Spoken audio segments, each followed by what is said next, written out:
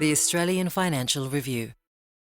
At the Financial Review Cyber Summit this year, a disturbing warning caught everyone's attention. The reality is, a device that's connected to a totalitarian state can and will at some point be directed to do something that is not what the consumer intends it to be used for. Alistair McGibbon, a former cybersecurity advisor to then Prime Minister Malcolm Turnbull, said that when it came to Chinese-made batteries and electric vehicles, the government had conflicting policies, and this could have worrying consequences. Let's talk potential scenarios. Take off the safety features of household batteries so that they overcharge. Take off those same safety features for electric vehicles. Just turn them off from the manufacturer so that those vehicles explode. It's a warning that prompted the Financial Review to investigate how real is this threat lurking in our homes and garages. Just about any country which wants to decarbonise its economy is relying on China. So the idea that we can exclude Chinese technology altogether is fanciful. Can we mitigate it? Some say that's even not possible. So it's a very difficult policy conundrum for a country like Australia. Welcome to The Fin. I'm Lisa Murray. This week, senior writer Greg Bearup and Lowy Institute senior fellow Richard McGregor on whether your Chinese-made EV could really be turned into a surveillance device, a ticking time bomb, or both, and how vulnerable is Australia's energy infrastructure.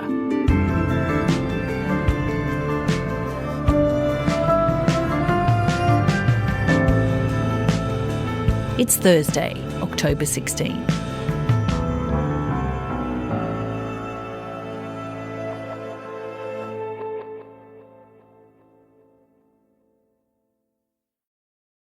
Hi, Greg. Thanks for coming back on the podcast. No worries, Liz.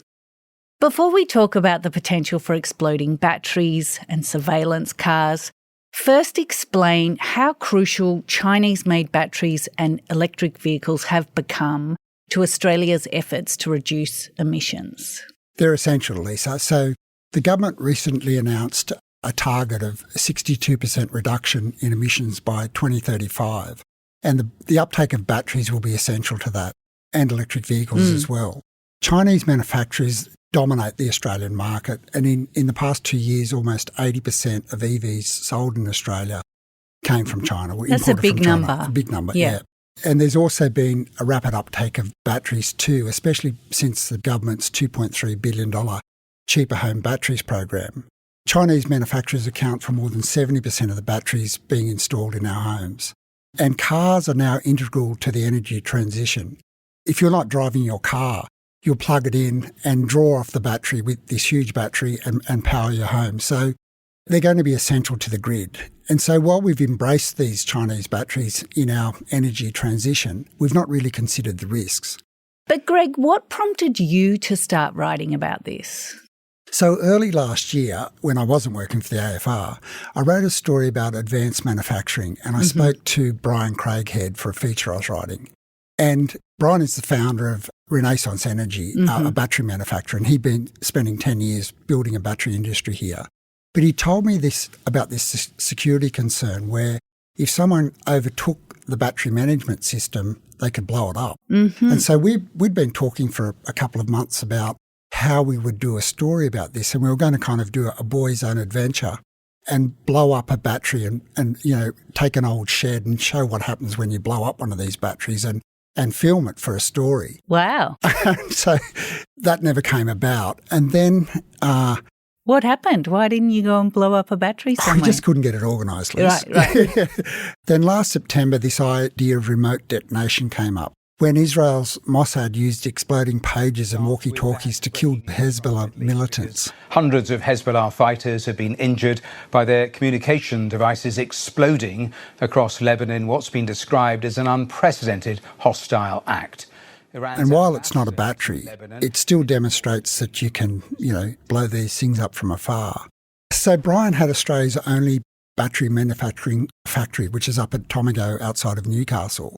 And his point of difference was that his batteries had been developed with the CSIRO and they were all cyber secure. So they're in high demand from the military because of that cyber security. And he'd been trying to scale up his business to get it to a point where it would become profitable, but he just never got there. Right. And so I did a long interview with Brian about the collapse of Renaissance Energy, which went into receivership a couple of months ago. Okay. But at that point when I was doing that interview, we were still talking about that idea. Alistair McGibbon has sounded the alarm over Chinese-made vehicles and he's raised... And not long after that, cybersecurity expert Alistair McGibbon The simple reality is these vehicles said that are these mobile batteries could be surveillance used for devices. bombs. It is technically possible for the manufacturer to turn off battery safety features, which could lead to explosion. So, Greg, given these security concerns are out there and warnings like McGibbon's exist, why did Brian Craighead's local manufacturing plant fail? Why is China so dominant in this local market if we are concerned about it? Does it just come down to price? It does, Lee. So Brian was manufacturing really high-quality batteries, but they were more expensive than the Chinese batteries. His batteries are 10 to 20% more expensive, and he felt that over time he'd be able to reduce that to 5%, but he just didn't get the government support to allow him to do that. So there were no forward orders, there was no mandatory battery buying of Australian batteries by big schemes like the Home Battery Scheme, which would have helped him out. And so unfortunately his business failed. And so at the same time that he was trying to establish his business, the Chinese government has invested billions in building its own battery manufacturing business and has subsidised those batteries. And so it just makes it very, very difficult for a competitor like Brian to compete against these cheap imported batteries. So his battery manufacturing plant closed down. He's still got an arm going that's manufacturing batteries for the military, because militaries around the world are saying they don't want Chinese batteries for security reasons. So his batteries for the military will probably be made in the US. This is a big concern in the US particularly, and Chinese batteries have been removed from all military bases, and the US Department of Defence will require all new batteries at their facilities to be sourced from America or allied sources. So let's drill down into these security concerns. How would it work? How do you turn a battery in the garage into an exploding device? So Brian says it's all about the battery management system and overloading that system. Batteries can be converted in a bomb if you either maliciously or through negligence ignore the safety systems.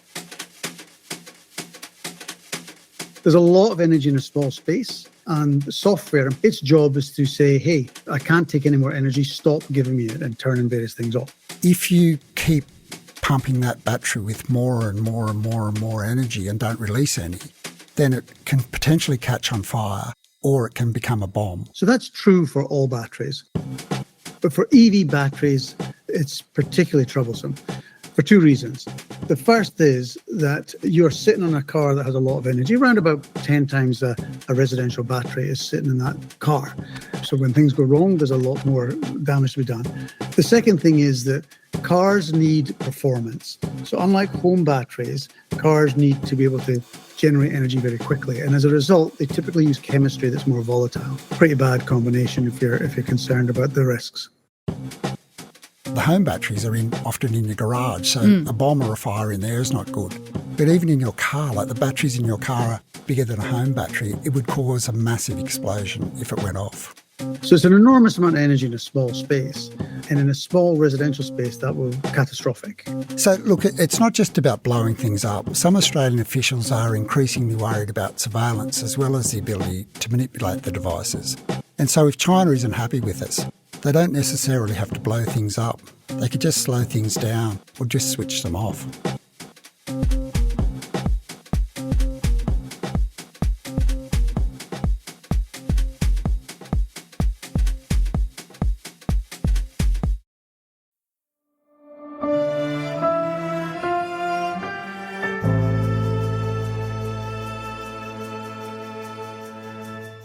We're talking about Chinese-made electric vehicles and batteries, the dominant role they play in the local market and the security concerns that come with that.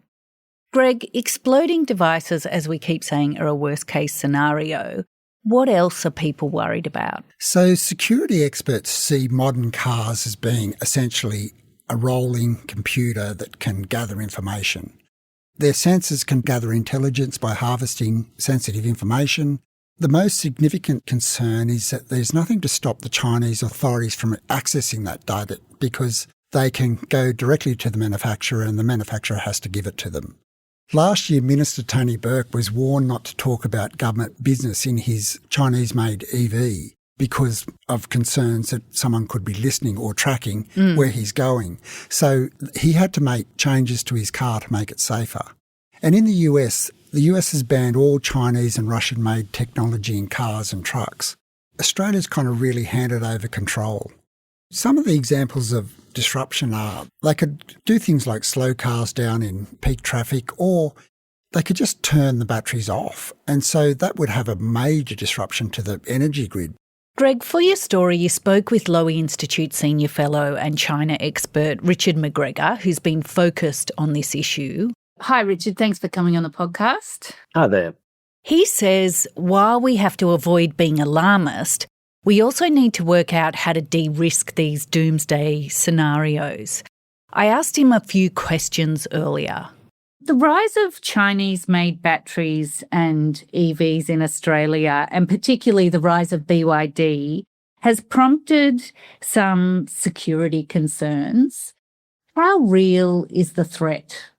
It's a very interesting question. It's a very difficult question. At the very least, we have to think about it and think about, first of all, what the threat is, or such as it might be, and then secondly, think about whether it's possible to mitigate that. Chinese companies like BYD, they don't want to blow up your car. They want to sell you a car. Not only that, but they want to sell you another car in 2 to 3 years because their first car is so good. In other words, they're a commercial enterprise.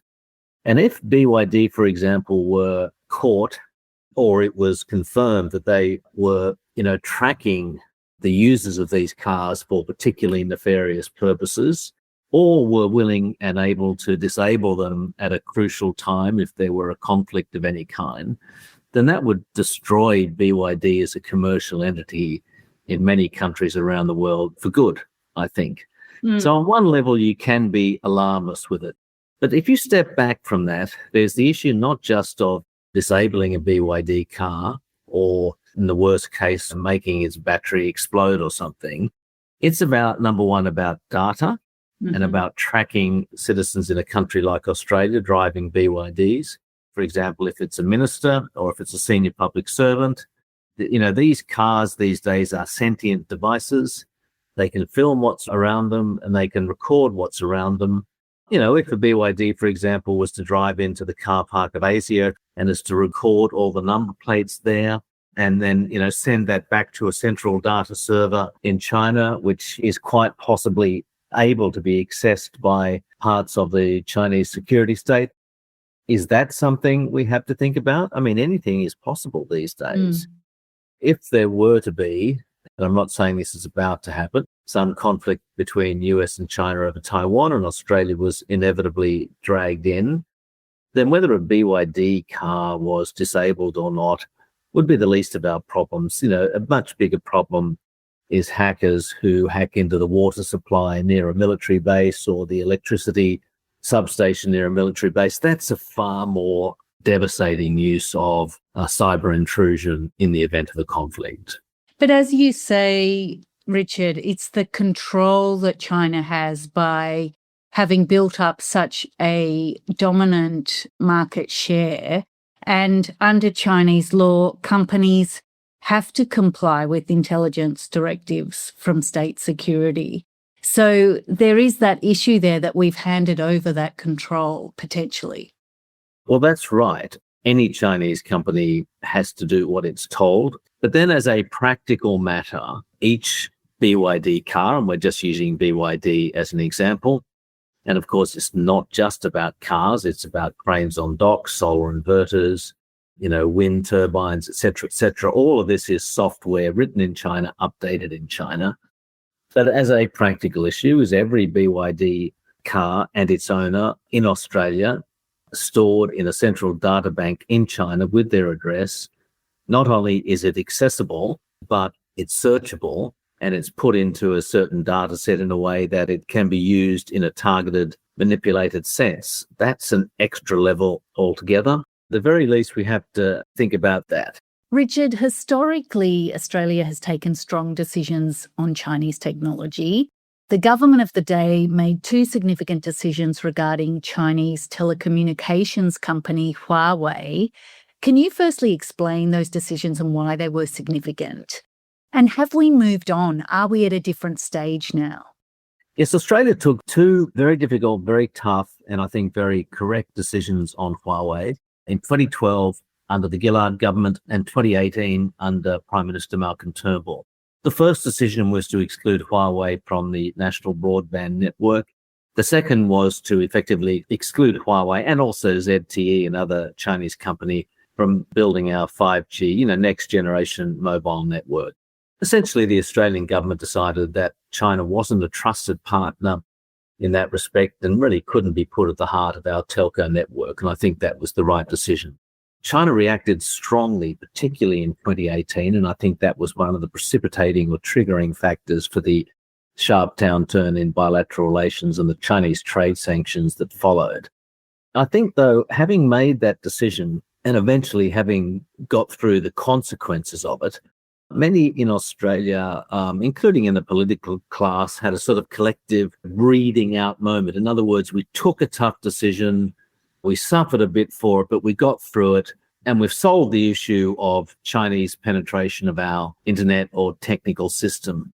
But I think if you look back on the Huawei decision, it's kind of an easy decision in retrospect, because when we did that, we didn't have to pull Huawei equipment out of the network at great expense. That's, by the way, what the British and the Germans had to do to some extent when they decided to start to exclude Huawei from their own networks. So it was cost-free in a pure commercial or material sense. Now, if you look, it's only a few years on from that, 2018, Chinese technology is right through the Australian consumer and industrial economy. And by the way, this is the same case in much of the rest of the world, except perhaps the United States and Canada. In other words, Chinese software runs our solar inverters, runs our cranes on our docks, runs our wind turbines, Chinese algorithms in TikTok and the like. And imagine having to reverse that. Imagine the cost of doing that, both politically and commercially. It's almost unthinkable. And I don't know whether the government has come to grips with that, and I don't know how they'll come to grips with that. So what do you think can be done to address some of these security concerns?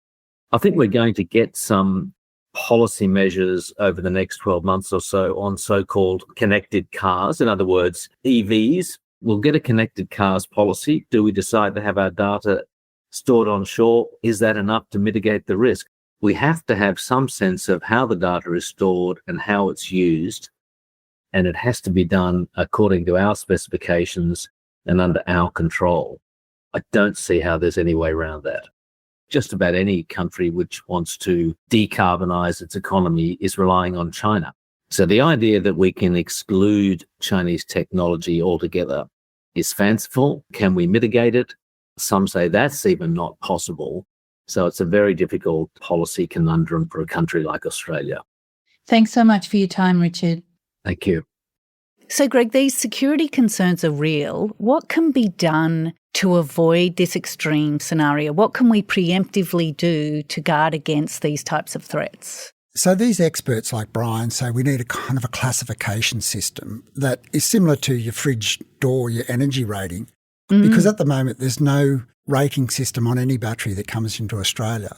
Looking forward, it's very easy. We have to at least have the same set of standards for other technology that requires cybersecurity standards. So you cannot just plug a foreign device into your business network. That would be a start. Looking backwards, it's a bit more of a problem. Brian sort of says there's not much we can do with the batteries we've already bought. We don't know what that software is doing in those cars and in those home batteries. It's very difficult to retrospectively fix that issue. You know, the horse is bolted in that aspect. So a final question then, how does the government, the Australian government, reconcile its conflicting policies on climate change and national security? Does the race to curb emissions take precedence now over security concerns? This month we saw the government just slow things down with the policy to impose a road user charge on electric vehicles because it didn't want to derail the shift away from petrol cars. That's their priority. And these batteries are essential to the transition. But we need to safeguard our national security as well. I think, Lisa, that a lot of people are really concerned about saving the planet, and rightly so.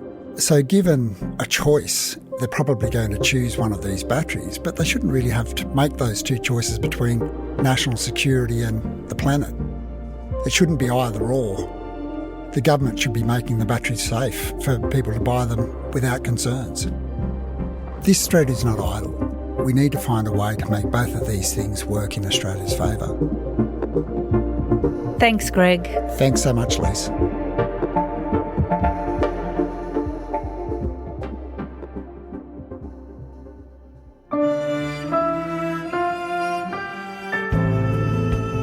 Thank you for listening to The Fin. I'm Lisa Murray, with Financial Review senior writer Greg Bearup and senior fellow at the Lowy Institute and AFR contributor Richard McGregor joining the podcast today.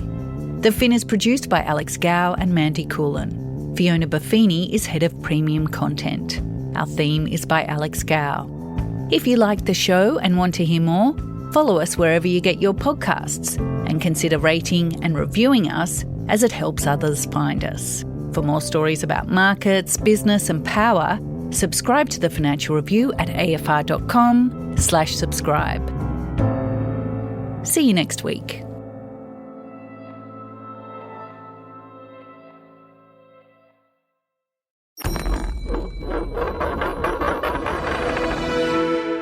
The Australian Financial Review.